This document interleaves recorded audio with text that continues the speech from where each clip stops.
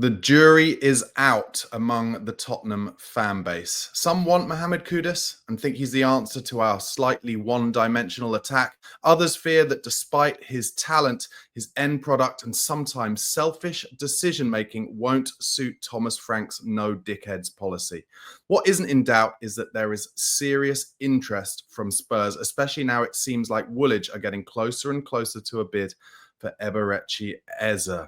Meanwhile, we've also been linked with two other excellent international ballers, and we're seeing the final days of our Brazilian pigeon, perhaps. All this and more on today's daily Premier League transfer news. Guys, thank you so much for watching and for listening wherever you are. If you're on YouTube, please do give this video a like. Please do subscribe to the channel for daily Tottenham transfer news throughout this transfer window and some other wide-ranging Premier League transfer news as well. But let's get started with that Mohammed Kudus news. And what I'm going to do is I'm going to bring you all of the different reports from the journalists, the reputable sources, and we can try and put two and two together and see what's likely to happen next. Fabrizio Romero, the transfer don, said this: Tottenham have made some steps in order to try and reach an agreement with West Ham and Mohammed Kudus. Spurs made contact with Kudus and his new agents to understand the conditions of the deal, and they want to be informed on everything, even on the players' side. So this is kind of what I would call modern day transfer parlance.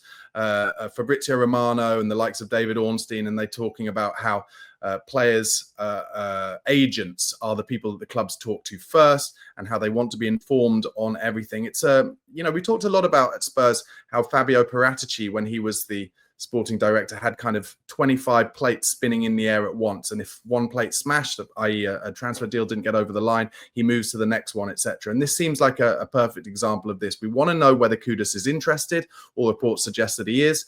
We want to know whether West Ham are potentially interested in selling, even to Spurs, and it seems like they will be if the price is right. And then Tottenham, if they feel like Kudus is the best option out of all those wide forwards that they're interested in, they will then potentially pull the trigger, and everything can happen pretty quickly from there. Other suggestions that Kudus turned down the chance of more than tripling his salary to move to the Saudi Arabia. A Saudi Pro League club were willing to pay close to West Ham's 70 million valuation to sign the player, but he does not want to move to Saudi Arabia at this stage of his career. That's according to Sky Sports. Now that to me is good news, because I have put some doubts before on Kudus's mentality, a little element that maybe he downed tools last season after falling out with Julian Lopetegui before he was sacked. And I'm not sure if that would, as I mentioned in the opening, pass kind of Thomas Frank's no dickheads policy. But the fact that he's turned down Saudi Arabia at this stage of his career, I think is good. It shows that it's not all about money for him. And that is potentially good news, I think, for Spurs. Graham Bailey said that that Kudus is valued at £60 million by West Ham, and if Spurs get to that, they could get him. Matt Law said Kudus has been identified as a primary target by Spurs, who are optimistic they can clinch a deal for well below his £85 million release clause, which runs for the first 10 days of July, and it's the 1st of July today, of course. Matt Law also reported that initial contacts have taken place with his agents, and there are more clubs also involved. Kudus is open to Spurs talks. And then also reports that Chelsea have not ruled out a move for Mohammed Kudus, but the belief is they would need to do some selling first. If you look at the ridiculous nature of how many forwards Chelsea have on their books now, then you could totally see why they would have to potentially sell someone before buying in yet another one. Okay, some reports coming yesterday from The Times that Thomas Frank is keen to see some players in person in training before making final decisions on their futures at Tottenham Hotspur. We are still apparently, though, according to this article, exploring the options in the market, and we're looking to sign a central midfielder and a wide forward, which is why Kudus, Semenyo and Xavi Simons are attacking players that are on our list. Apparently, though, the interest in Eberechi Eze has cooled. And I mentioned this on my live stream yesterday, guys, and I will be trying to do live streams most weeknight evenings, so do tune in for those, probably usually around 7 o'clock. But I feel like Tottenham's interest in Eberechi Eze has cooled because they have heard probably from his agents that now he is far more interested in this potential move to Woolwich, which is very unfortunate. And this morning, The Athletic came out and said that Arsenal have put Eberechi Eze among their highest options to bolster their attack. No contact with Crystal Palace yet, Unclear if it needs a sale first, but he's a serious candidate and separate to what they need in terms of a striker and a winger.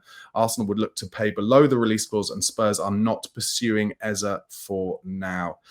So, I know a lot of the Spurs fan base absolutely devastated about that. I think we've all wanted the idea of Eberechi Eze to come through the door, certainly since last summer. We weren't able to make it happen last summer, and now a lot of fans suggesting that we've taken our time too much this summer. I don't think it's as simple as that. I said it on my live stream last night. I think Crystal Palace are holding off to find out whether they're going to be in the Europa League this season before deciding who they're going to sell. And so Spurs will have had to wait for that. And meanwhile, Arsenal are probably feeling a little bit of the pressure from their fan base because they haven't got anybody in really other than Zubamendi, and even that hasn't been officially signed yet. And that's why they're probably thinking Eze is someone that their fans would appreciate. Okay, some conflicting reports yesterday about Christian Romero. Earlier, some reports from Argentinian media said that an agreement in principle had been reached for Romero to join Atletico Madrid. Both clubs nearing an agreement for 55 million euros and 10 million euros in add-ons. Well, a quick rebuttal is what I mean. A quick rebuttal came from Michael Bridge at Sky Sports, who said that reports from Argentinian media that Spurs have agreed a deal with Atletico Madrid are not true. And then the Times came out and said that reports from Argentinian media that Spurs have reports in the Times, that Spurs and Atletico Madrid are some way apart in their respective valuations of Christian Romero, and that Spurs believe that QT is one of the best defenders in the world and will only consider selling him if they receive offers which are reflective of that status. And I've been saying that for a long while now. He's one of the best ball-playing centre-halves in the world, and no way would or should we accept anything under £70 million. And for me, that's money up front. He's got 2 years left on his deal, and therefore I think we're in a decent position of power.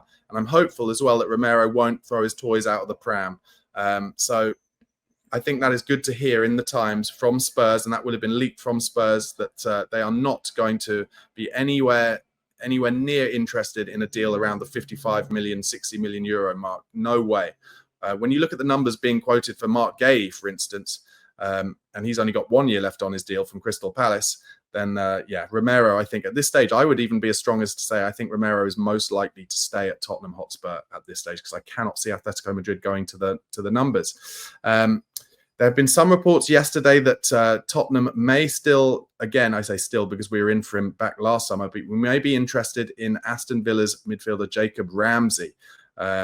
Villa obviously had to sell their car park yesterday to themselves, as well as an element of their women's team, to get through PSR. I think to spend money and not get in PSR trouble next season, because they don't have the Champions League, they'll be looking probably to sell a player or two. Martinez is being linked with Man United, and Jacob Ramsey would he would be pure profit for Aston Villa if he was bought by another club, and Spurs could be interested in him. Spurs also, according to some reports, advancing in talks regarding Xavi Simons. Personal terms not an issue, and Spurs apparently ready to meet the 75 million euro asking price, and that's a deal that could move quicker in the next week or so.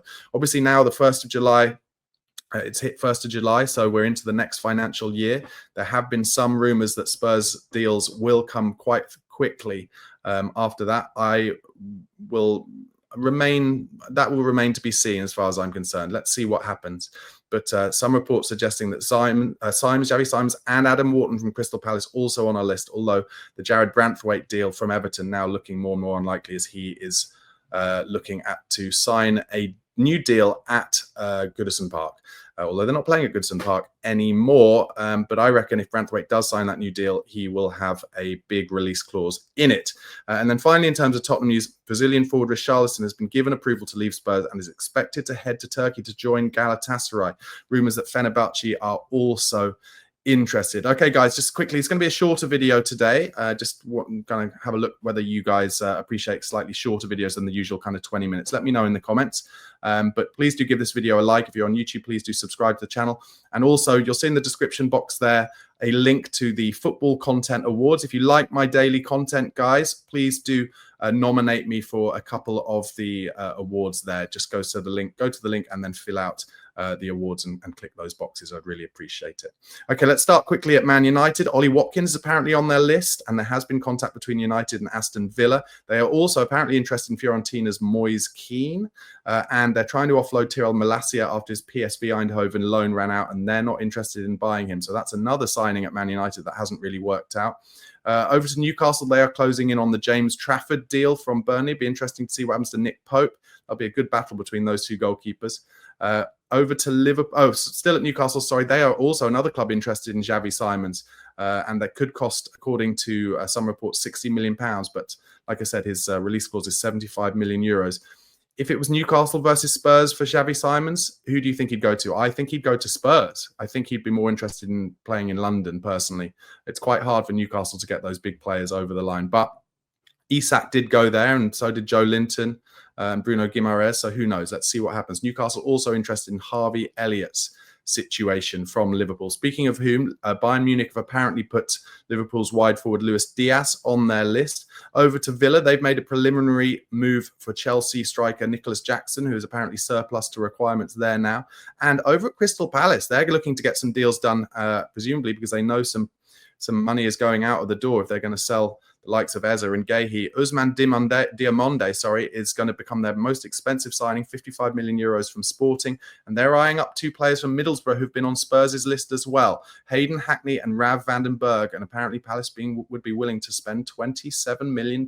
Let me know about those players, Spurs fans. Would you rather Tottenham swoop in to get them rather than let them go to Palace? We have seen some problems in the last few years when we've been interested in Championship players. Let them go to other Premier League clubs and then they become amazing. Dean Howson at Bournemouth being one example before he got his move to Real Madrid. All right, guys, thanks so much for watching and listening. Really appreciate it. Like I said, let me know how you feel about this slightly shorter video. Do you prefer it at kind of just over 10 minutes or just over 20? Let me know in the comments. Do give this video a like. Please do subscribe to the channel if you're not a subscriber already for daily Tottenham transfer talk and always the best rumours from around the Premier League as well. And yeah, do give me a vote for the Football Content Awards. Do give me a nomination there. Really appreciate it. Enjoy your Tuesday. Come on, you Spurs.